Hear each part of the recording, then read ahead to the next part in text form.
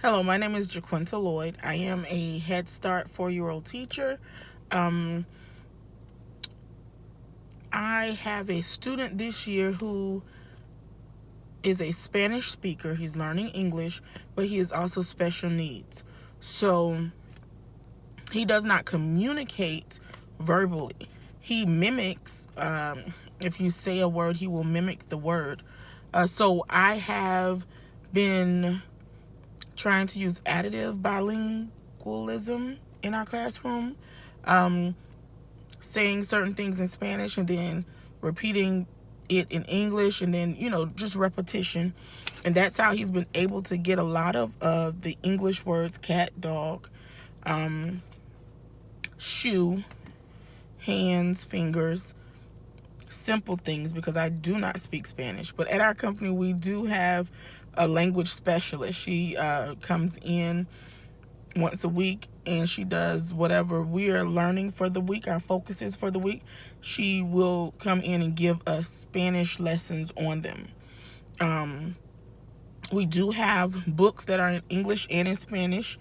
I believe that the additive bilingualism is the best way for English learners, because you're not trying to strip them of their culture, of their traditions, of their language. You're just trying to add to it. I do a newsletter, and then on the back I translate it in Spanish from Word as best I can. His parents appreciate that. His mom is not as fluent as in English as his father is, but to communicate with her when she comes in, I try to have simple phrases that I can say, and then she does say these simple phrases to me also in English. I believe that with this student's special needs, he needs visual cards, visual ways to communicate. So I came up with cards, toys, toilet, food, water, drink. But what I would like to do is get those cards and have the English word as well as the Spanish word put on them, so that I can say it both, or so that he can see it in both.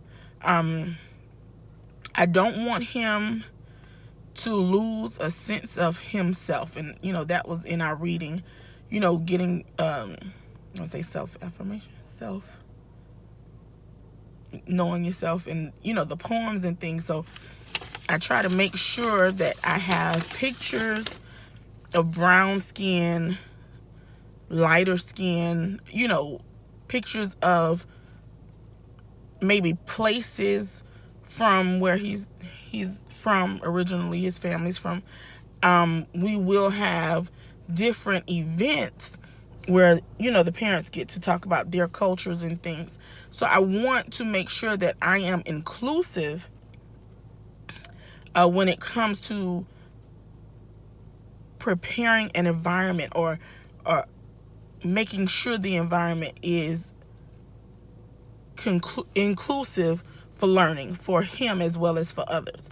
What I do see is that when I or the language specialist comes in and gives the lessons in Spanish, the other children who speak English as their first language enjoy it too, and then they start to communicate with this particular student in words, little words or phrases that they may have learned. I am looking for a class for me so that I can become better in Spanish, or just better able to communicate with the students that I have.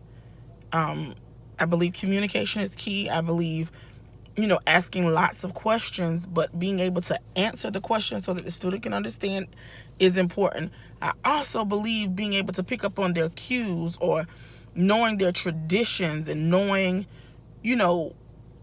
what their families do is a great way to make sure that both the family, the teacher, the student and the teacher are able to communicate. Just the other day, this particular student, I'm trying to be careful not to say a name, this particular student was singing in Spanish, and I did not know the words, but I knew the tune. So I said, oh, I know this tune.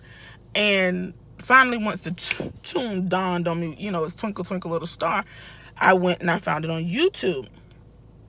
And when I played it on YouTube during nap time, he went to sleep. The first time ever. We play all types of soothing music, lullabies, and the children go to sleep, but he does not go to sleep.